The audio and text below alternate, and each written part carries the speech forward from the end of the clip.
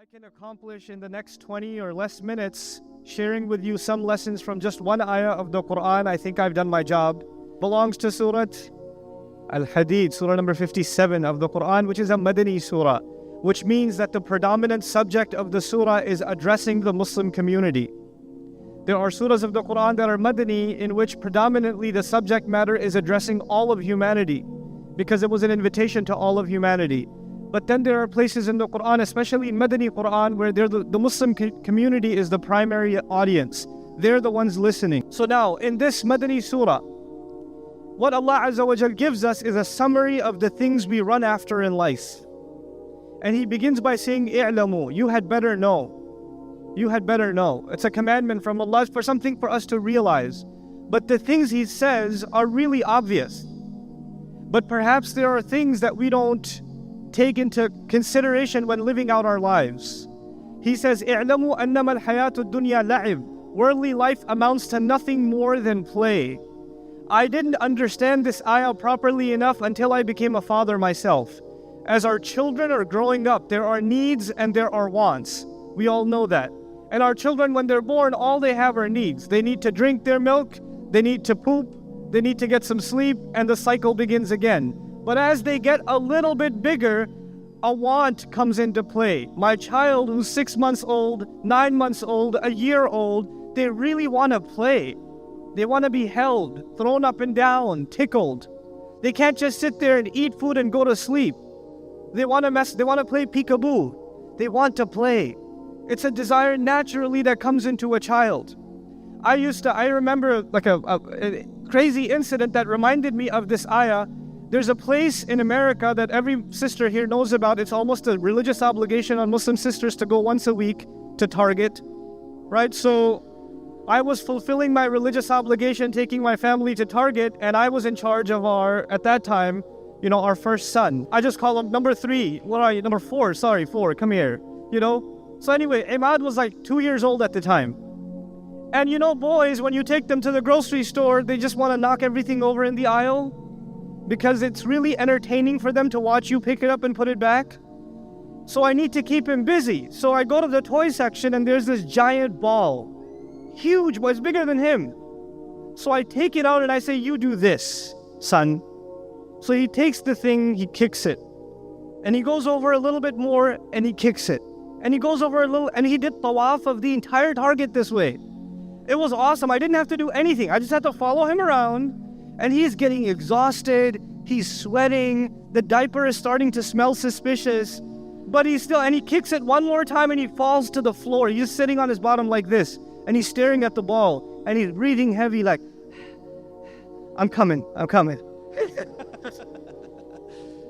And he gets up and he goes and he's about to kick it again until my wife found out and she picked him up and said, "What are you doing?"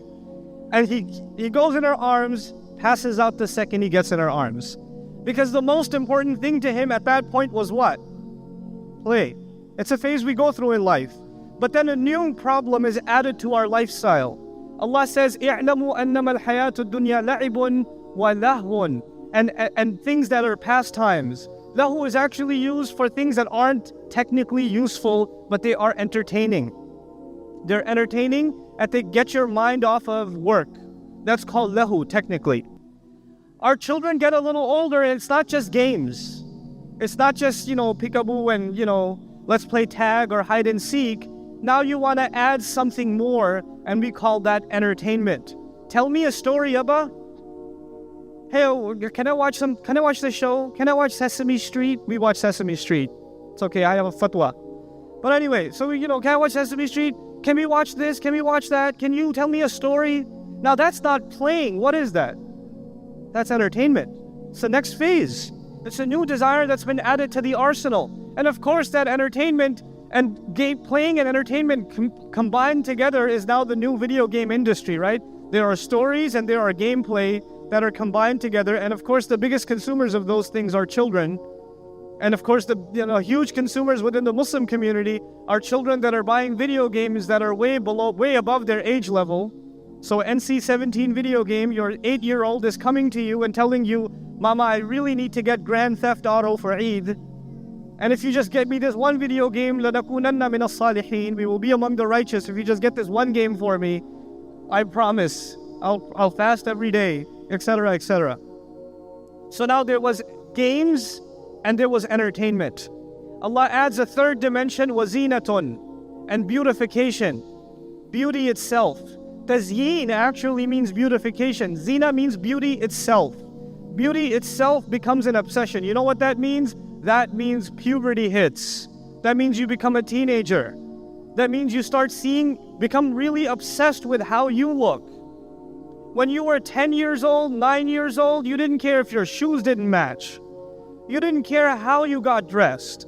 You didn't care how anybody else dressed. But now that you're 13 years old, sister, you spend 45 minutes in front of a mirror fixing your hijab. And one side of your hijab is higher than the other. And you're slapping your head as hard as you can. And it's not going down. And your mother's knocking on the door saying, is everything okay? Yes, mom, it's okay. Etc. And then on the other side, you have guys, they can't grow facial hair, but they really think they can. So they're staring really hard in the mirror. It's coming, it's coming. Oh, I see one. Right? And then there's the guys that have the whole beard, but they want to make the perfect pencil. You see those things? It's a work of art. It's so fine. Work of engineering. And they'll spend a lot of time doing that. Even the guy that's like shaved his head and he's bald is checking himself out in the mirror, going like this. I've seen young men walk to the masjid. They're walking to the masjid for Jumu'ah and they stop and check themselves out in every car's reflection. It is so entertaining, especially if you're sitting in the car and they don't know. It's really a lot of fun. But anyway, zina, beautification, it becomes an obsession. You want to look beautiful. You're attracted to others that are beautiful. You want to be in a beautiful looking car. You don't invite people to your house if you don't think it looks beautiful. If your dad drives one of these old busted Chevys or something, you ask him to drop you off 3 blocks before the high school. You would rather walk it rather than be seen in that thing, right? Because you're obsessed with beauty, with fashion, with clothes, with interior design. You start decorating your room at that age. You start to, you want to get a car. You want to get a nice looking phone. You don't care if it's functioning well or not. You want a nice looking phone. And then you want a nice cover on it too. This is zina. It's an age you go through. And then this passes too. Because if you see, a point comes, you become college students. High school age passes, you're college students now. You'll notice college students look like homeless people a lot of times. Right? The hair's all over the place. They don't brush their teeth. They show up to class just sitting there in t-shirt and pajamas. Or whatever, they just roll out of bed and go to class. They don't care. All they care about is graduating. Really serious students. All they care about is the GPA, and the internship or whatever else, right? And why do they care about that? Because a new desire has now taken place. And I'm not saying that the previous desires disappear. What were the previous desires in order? Can you tell me? What was number 1? Playing. What was number 2? Entertainment. What was number 3? Beauty.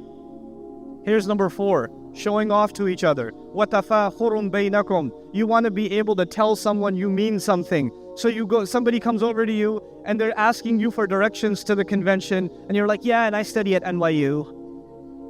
I just need to know where the convention center is. Med school, actually. Nobody cares. You just get your job, you get your first job, and they offer you a job ID, like you got a job at a prestigious company, I don't know, Walmart or something. But you get your job and they give you your badge and you stick it out. You make sure you stick it out so people see, oh, you work there? Oh, yeah. They give me a parking spot in the parking lot. I took a picture of it. Here, check it out. There's a pride. You want to show people what you've accomplished. When people graduate, what do they get? They get a diploma. And what do they do with their diploma? They stick it in a drawer somewhere where nobody will see it. What do? They put it up on the wall so people walk in and they see it. It's your pride. You want to show people what you've done. People take a picture with a famous person and they want to show others. Hey, look at that. Honest to God, I feel like a statue sometimes at this convention. People come over, brother, come here, I need a picture with you. The guy doesn't even say salam, man. He doesn't have a picture with you. And I get scared, like, okay, don't hurt me. You can take a picture. But anyhow, so now we're at the point where your desire is to show people what school you go to, where you graduated from, what job you have, your first apartment, your first car. A car is about showing people what you got, right? You have that innate desire, and Allah put that in us. There's something in us, and people want to, especially young people, they're coming out of the cocoon. They're not under their family anymore. So now they want to show the fact that they're grown adults and they're living on their own. So it somehow comes up that they have their own apartment, even if nobody asked. It just comes up because they're really proud of the fact that they're living on their own. Or they're really proud of the fact that they leased their first car or something. And it just kind of slips up and it comes up, even though nobody's interested, right? So now this tafakhurun bainakum is added to the mix. You still really like games. You still like entertainment. You still have a sense of beautifying yourself and being attracted to beauty. But now add to that, you want to show yourself to others. And then even that age passes, you stop caring, you get married, you have kids. And once you have, how many people here have kids? Okay, now you know what I'm talking about. All you can think about is what? The kids. That's all you can think about. What they need. Do we have groceries enough for breakfast tomorrow? Are their uniforms ready for school? When is summer vacation starting? We can't live in this apartment anymore. We need to move into a house because there's too many kids now and we don't have space anymore. The bills, the clothes, the changing shoe sizes constantly. The hand-me-downs aren't working anymore, because your son is refusing to wear the pink sneakers his older sister wore once, etc. So you have to buy new ones now. But now there's a mutually shared concern about making money and stabilizing your wealth for yourself and your children. So you're constantly checking the bank account. You have the mobile app and you log in every few hours and check, it's still there? Let me check again, it's still there, okay. All right, it's still there. Oh wait, it went down a little bit. Oh my God, automatically the gas company took out the money. And it burns every time you see that minus. You're like, Allah says, وَتَكَاثُرٌ فِي الْأَمْوَالِ وَالْأَوْلَادِ, and a mutually shared urge to have stability in money and stability in children. Now, so far, and by the way, as you get to that age, when you worry about money so much and a house and savings and retirement account and all this other, or college savings for your kids, young people that are still in the earlier stages of desire. Earlier stages are what? Playing, entertainment.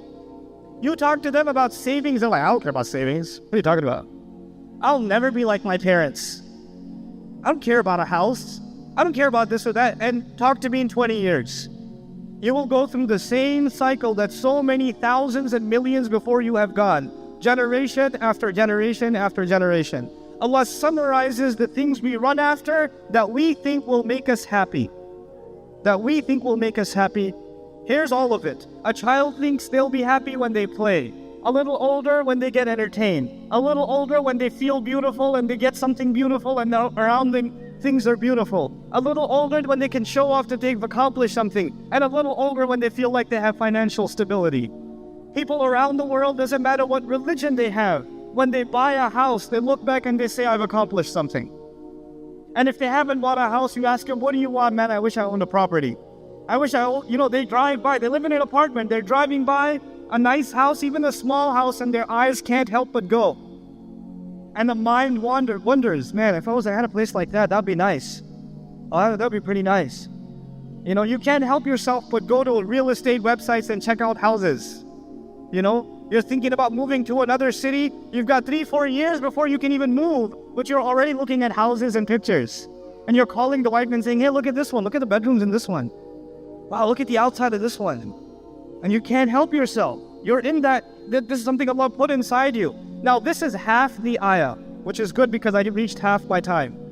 This is half the ayah.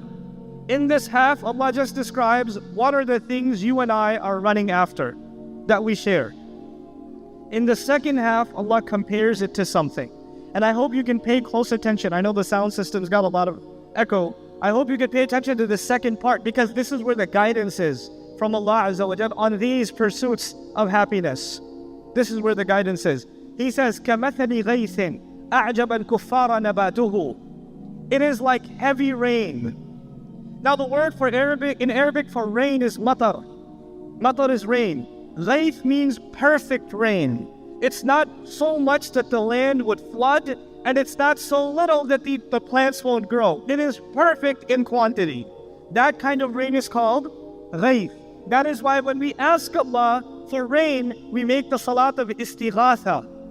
Istighatha. Why? Because we're asking not just for any kind of rain, we're asking for ghayth. We're asking for the right kind of rain, because the wrong kind of rain can be death. It can be a flood. It can kill you. Allah can rain 5 stones from the sky too. You want ghayth, rain that brings life. So Allah says the example of the things you run after is like perfect rain. أَعْجَبَ الْكُفَّارَ نَبَاتُهُ. The farmer who planted the seed in the ground is so happy because of the produce of that rain. Now there's an image here. The farmer in this ayah is called, or the farmers are called kuffar. Now you know what kuffar means in your general vocabulary. What does kafir mean? Unbeliever, disbeliever. Not in this ayah. In this ayah of Surah Al-Hadid, kuffar are the people who bury seeds in the ground. That's what the literal meaning of kuffar is. People who bury seeds in the ground. A kafir buries the truth inside himself. That's why it's called a kafir. Anyhow, farmers do a lot of things in the year. But what's the first thing they have to do? Plant the seed. That's the first thing. Then later on, they have to take care of the soil. They have to make sure it gets enough water. They have to make sure it doesn't get infested or infected. They have to do all and make sure it gets enough sun. All of these things. But the first thing they have to do, and the hardest part of their work, is when they are kuffar, when they are planting the seed. Allah refers to that. Why? Because that is the hardest work, and that is when you don't see any fruits of your labor. You don't know if these seeds are good or not.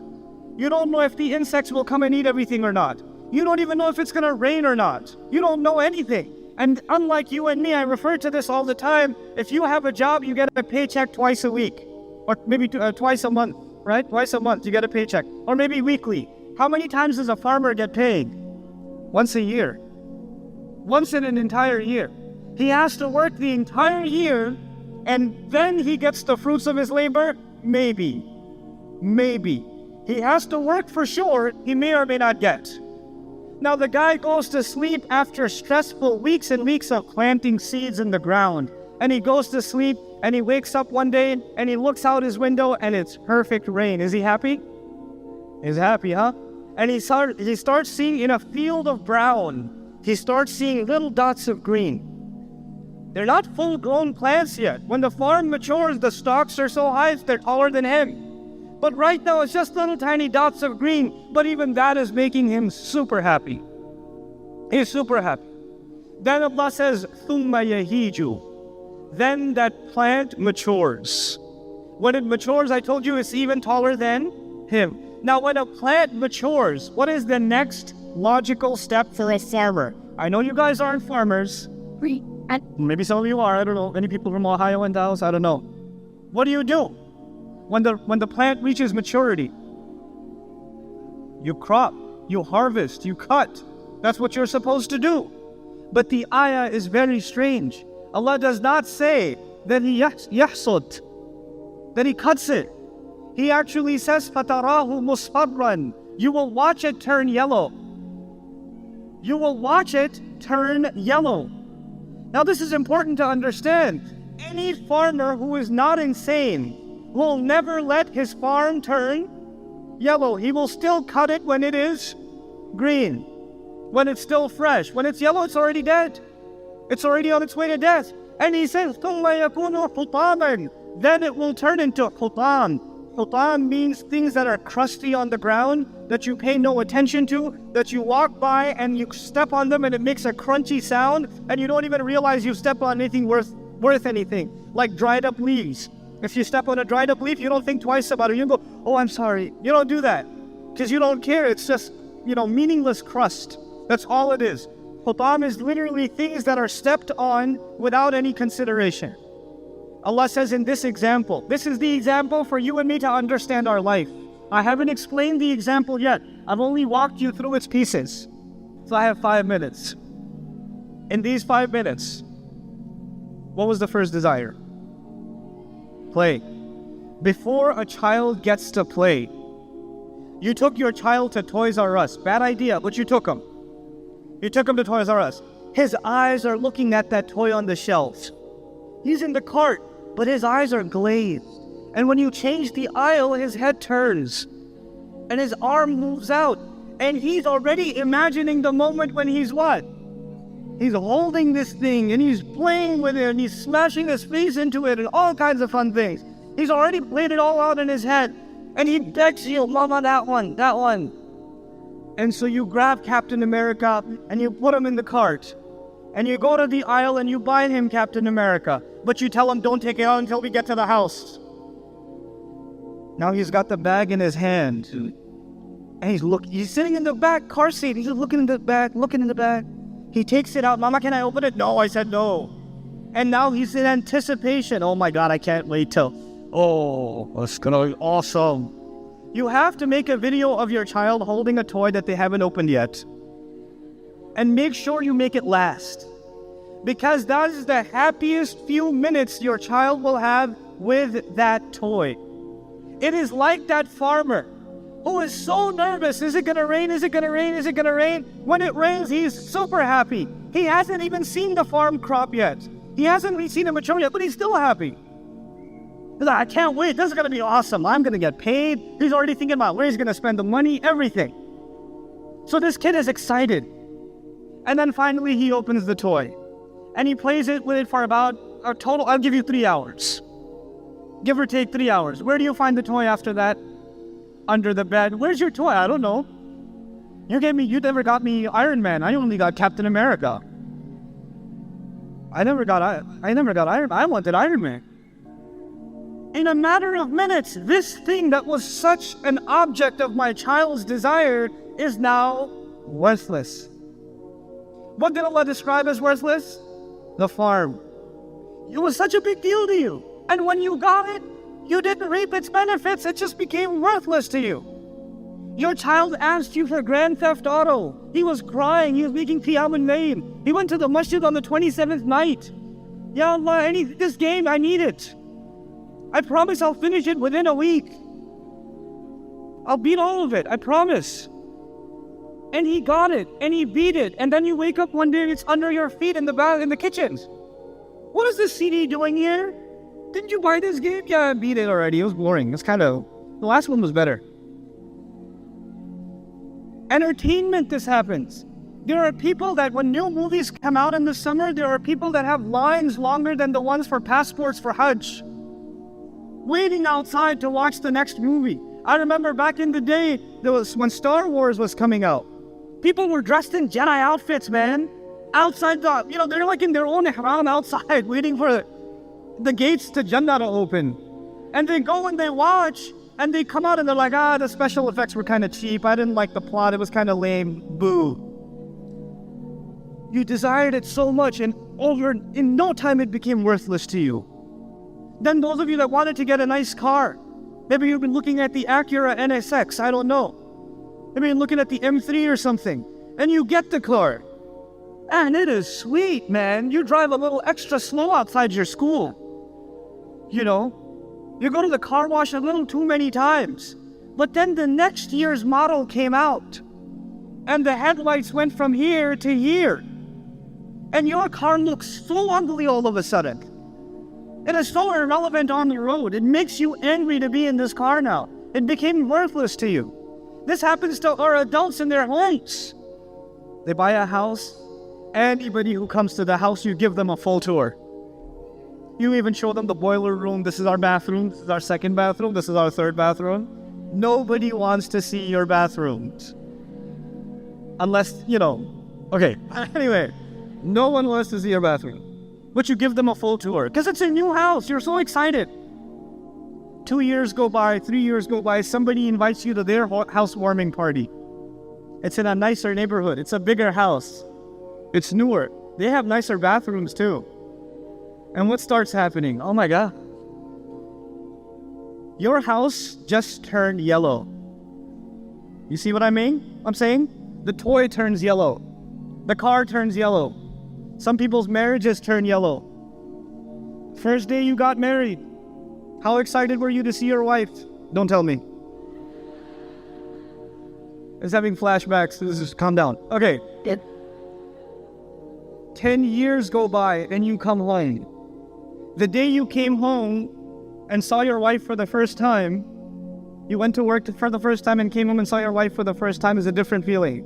10 years later, you come home and you look at her and she looks at you and it's beautiful just like the first day. No, it's not. Something's turning yellow. I often tell the story that you're walking with your wife, like the week you got married, you're walking with your wife and she trips. Brand new wife. She tripped. What do you do? Are you okay? Are you all right? I don't want anything ever to happen to you. Then 10 years go by. And you're walking down the same street and she trips again. You keep on walking.